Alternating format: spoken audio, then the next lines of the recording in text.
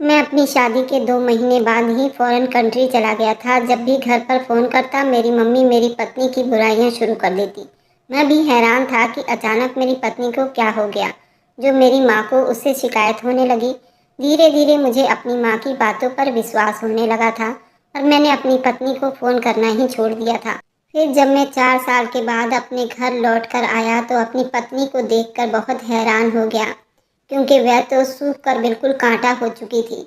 मैंने अपनी पत्नी से बात नहीं की। दूसरे दिन नवरात्रि चल रहे थे, कन्या खिलाया जा रहा था। उसने पूरे 9 दिन के उपवास रखी थी। इसी खुशी में उसे कमरे में ले गया और उसे आशीर्वाद देने गया तो मेरी आंखें फटी की फटी रह गई, क्योंकि वह तो ये था कहानी का शीर्षक। अब सुनिए पूरी कहानी। मेरा नाम राजन है। मैं जब 25 साल का हुआ, मेरी माँ ने मेरे सामने 2 लड़कियों की तस्वीर रखी थी और मुझे कहा कि इनमें से किसी एक लड़की को अपनी लाइफ पार्टनर के लिए पसंद कर लो।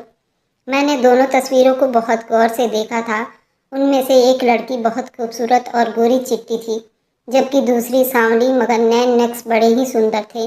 उसके चेहरे पर काफ़ी मासूमियत थी। मैंने उस लड़की की तस्वीर उठाई, अपनी माँ से पूछा कि मम्मी, ये लड़की कौन है। मेरी बात पर मेरी माँ हैरान रह गई और मुझसे पूछने लगी, बेटा, तूने गोरी लड़की को छोड़कर इस लड़की को क्यों चुना। जिस पर मैंने उन्हें जवाब दिया कि माँ, ये बहुत मासूम लगती है, घर आएगी तो आप लोगों के साथ जल्दी घुल मिल जाएगी। वैसे भी मैं माँ और पत्नी के बीच में होने वाली जंग में फंसना नहीं चाहता था, इसलिए ऐसी लड़की का चुनाव करना चाहता था जो मासूम हो और शरीफ हो। मेरी बात सुनकर मेरी माँ मुस्कुरा उठी और कहने लगी, हाँ, ये बात तुम बिल्कुल ठीक ही कह रहे हो। ये अनाथ लड़की है, उसके आगे पीछे कोई नहीं है। उसकी बुआ भी उसकी शादी एक बोझ समझकर अपने सर से उतारना चाहती है, बस किसी तरह उसकी शादी कर देना चाहती है। अगर तुम्हें ये लड़की अच्छी लगी है तो मैं फिर यहीं पर तुम्हारी बात पक्की करवा देती हूँ। मगर सच पूछूं तो मुझे वह गोरी वाली लड़की अच्छी लगी थी। मगर तुम्हारी बात भी ठीक है, अगर गोरी लड़की आएगी तो फिर हमें ही नखरे दिखाएगी। जब मेरी बहनों को पता चला कि मैंने एक सांवली लड़की को चुन लिया है तो पहले वह भी हैरान हो गई, मगर फिर उन्हें भी खुशी हुई कि उनके भाई ने एक मासूम और शरीफ लड़की को उनकी भाभी बनाने का फैसला किया है। फिर मेरी माँ और बहनें वहाँ मेरा रिश्ता पक्का कराईं और झटपट मेरी शादी भी तय हो गई। लड़की की किस्मत बहुत ही अच्छी थी और हमारे घर में उसके पैर बड़े अच्छे साबित हुए थे। जहाँ मेरी उस लड़की से शादी पक्की हुई, वहीं मेरा वीज़ा भी लग गया, जो सालों से अटका हुआ था। असल में कई सालों से मैं विदेश की नौकरी में लगा हुआ था, मगर हर बार मेरे वीज़ा में कोई ना कोई समस्या हो जाती थी और यहाँ रिश्ता तय होते ही मेरा वीज़ा लग गया था और मुझे फ़ॉरेन कंट्री जर्मनी में बहुत अच्छी नौकरी मिल गई थी। ये खबर जब लड़की वालों को मिली तो वह भी हैरान रह गए। मुझे फ़ॉरेन कंट्री जल्दी जाना था, इसलिए मेरी मम्मी ने शादी के लिए बहुत जोर दिया और बिल्कुल साधारण तरीके से मेरी शादी हुई और मैं उस लड़की को दुल्हन बनाकर अपने घर ले आया। शादी की रात पहली बार मैंने शीतल को अपने सामने देखा था और उसे देखकर मैं सच में हैरान रह गया था। वह सांवली थी मगर बहुत ही खूबसूरत थी। शीतल को देखकर मुझे इस बात पर विश्वास हो गया था कि सच में सांवला रंग गोरे रंग से ज़्यादा अच्छा होता है और खूबसूरती तो उसका नेचर बनाता है, ना कि गोरा काला। वह जितनी खूबसूरत थी बल्कि उसकी बातें भी बड़ी मिठास वाली थी। शादी के रात ही मैंने शीतल से वादा किया था कि मैं उसे ज़िंदगी की हर वह खुशी दूंगा। मेरी बात सुनकर उसकी आंखों में आंसू आ गए थे और फिर उसने मुझे बताया कि माँ बाप के देहांत के बाद तो मैं बस ज़िंदगी बिता रही हूँ। हर रिश्ते ने मुझे अपने मतलब के लिए ही इस्तेमाल किया है, इसलिए अब मुझे किसी से कोई उम्मीद नहीं रही। मेरी किस्मत इतने अच्छे नहीं है कि मुझे खुशियाँ मिल जाएगी। मेरी किस्मत में सिर्फ परीक्षाएं लिखी है। उसकी बातें सुनकर मैंने उससे वादा किया कि मैं उसे ज़िंदगी में कभी कोई तकलीफ़ नहीं दूंगा। मेरे शब्दों की मजबूती ने शीतल को मेरी बात पर विश्वास करने पर मजबूर कर दिया, वरना तो वह ज़िंदगी से किसी सच्चाई की उम्मीद ही खो बैठी थी।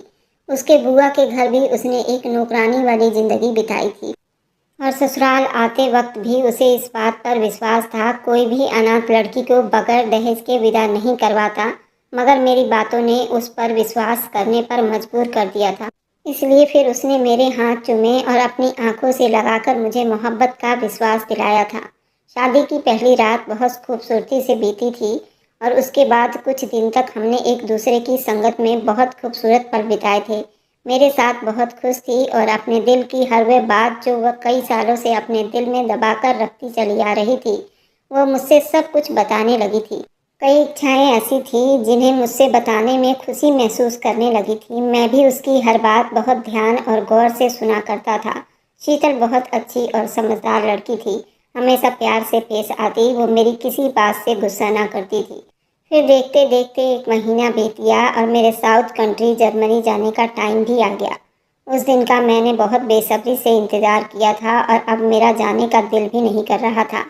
शीतल का हाथ थामकर मैं बहुत उदास था, क्योंकि मैं उसे छोड़कर नहीं जाना चाहता था। मगर मेरे साथ साथ घर वालों का विश्वास भी जुड़ा हुआ था।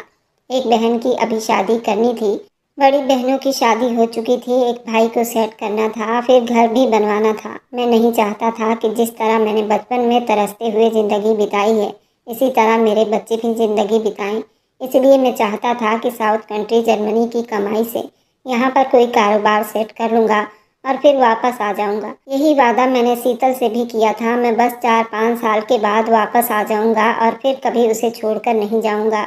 इसी वादे के भरोसे में शीतल ने एयरपोर्ट पर मुझे भीगी आंखों से विदा किया था।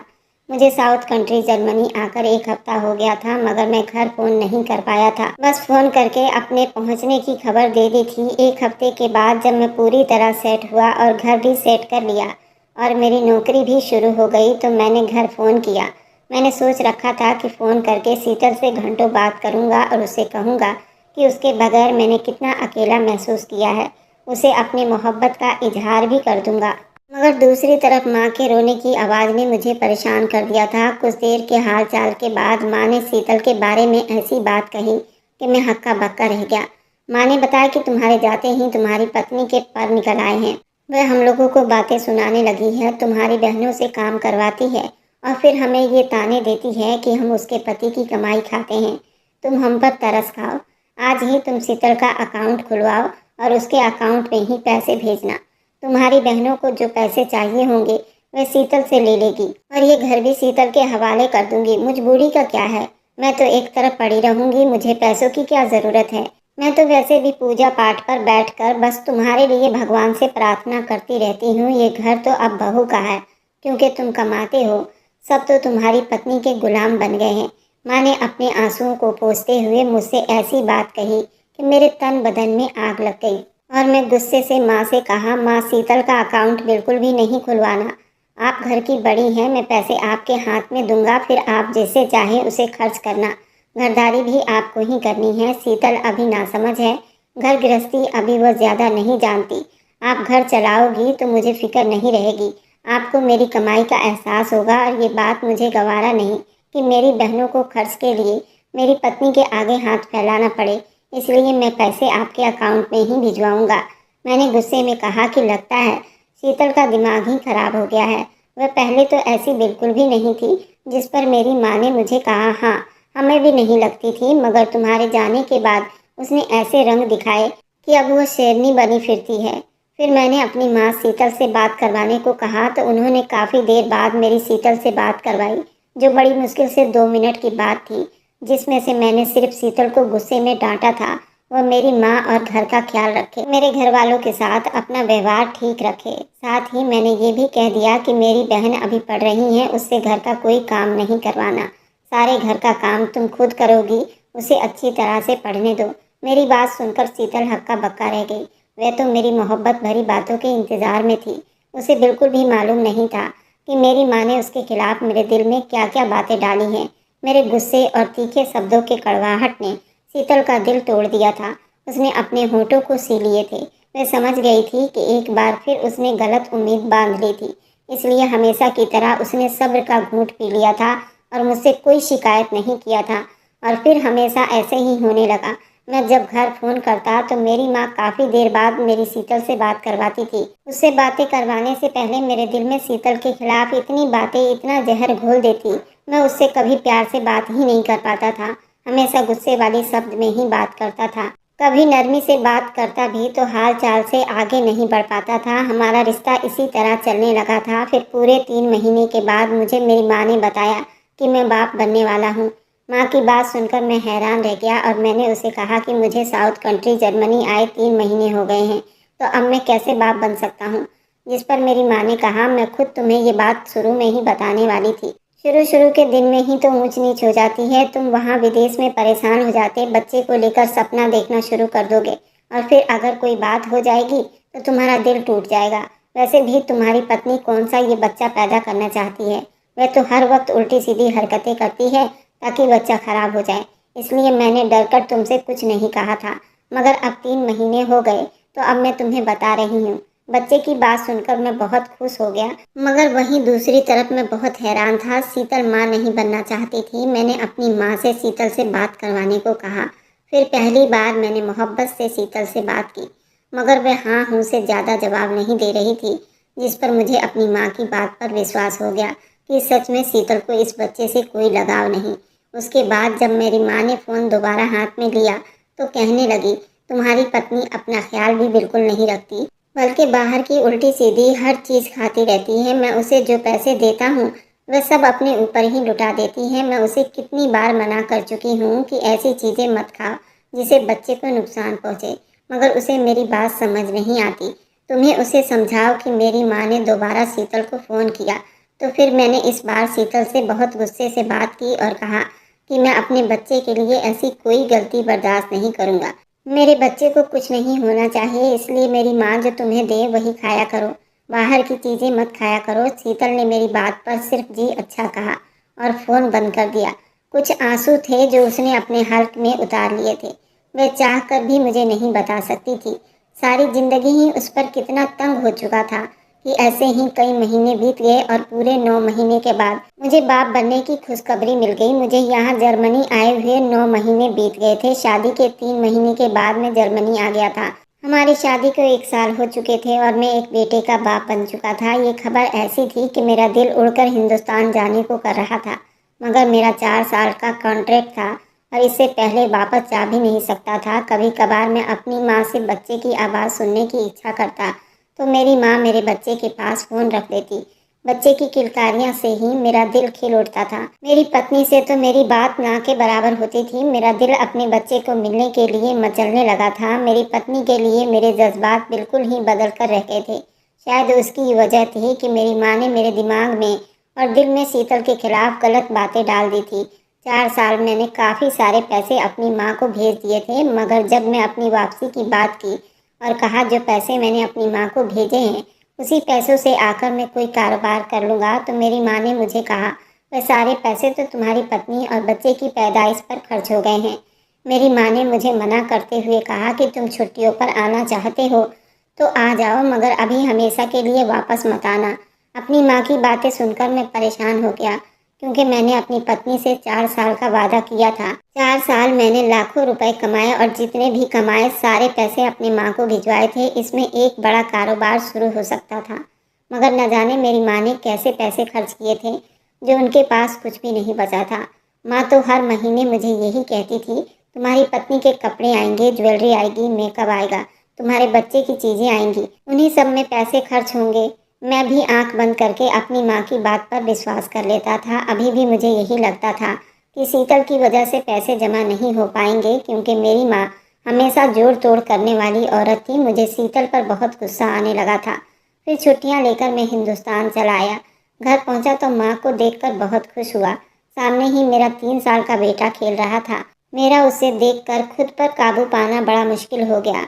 मैं भागकर उसकी तरफ गया और उसे अपनी गोद में उठाकर खूब प्यार करने लगा। मेरा बेटा पहली बार अपने बाप का प्यार महसूस कर रहा था, इसलिए रोने लगा।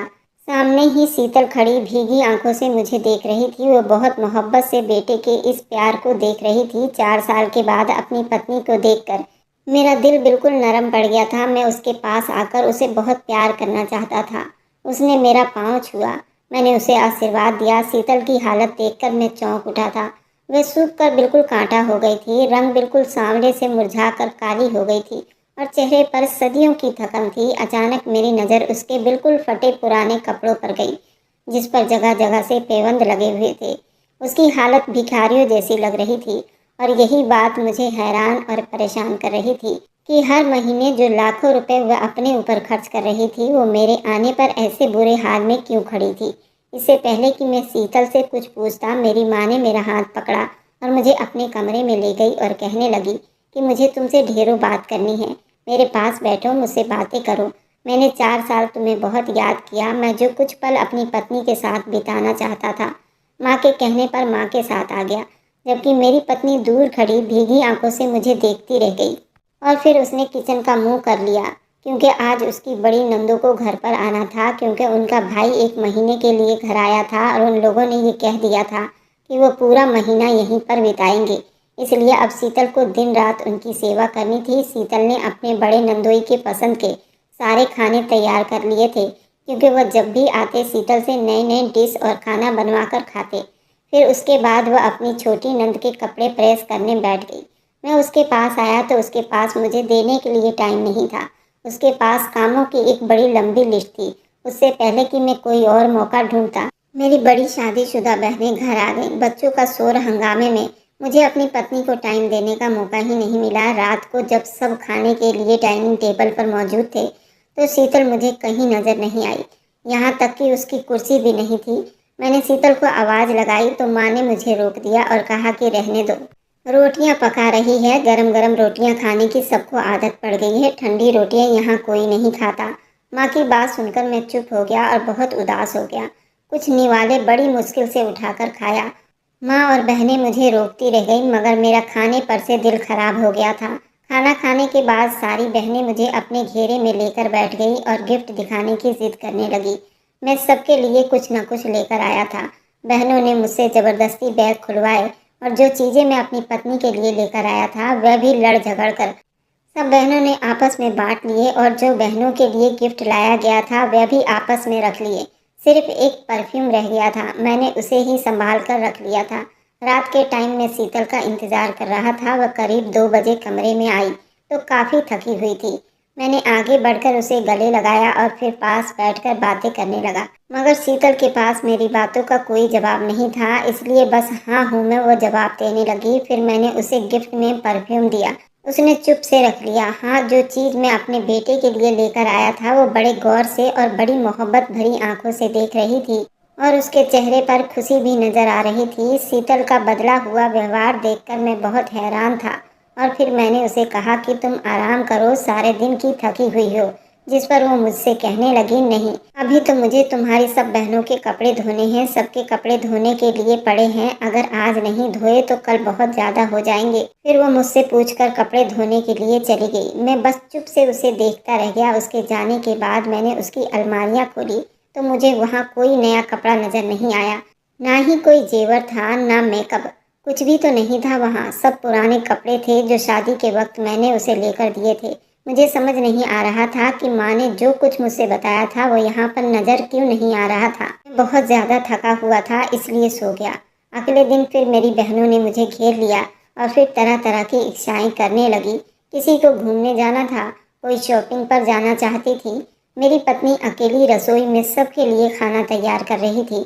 मेरी नज़र बार बार रसोई के दरवाजे पर जाकर लौट आती थी। बातें करते करते मैं अपनी बहनों पर भी निगाह डाल रहा था। बात करते करते अचानक मैंने एक बात नोट की। मेरी बहनों ने बहुत ही भारी जेवर पहन रखे थे, जबकि उनके पति मामूली नौकरी करते थे। उसके हालात इतने अच्छे नहीं थे।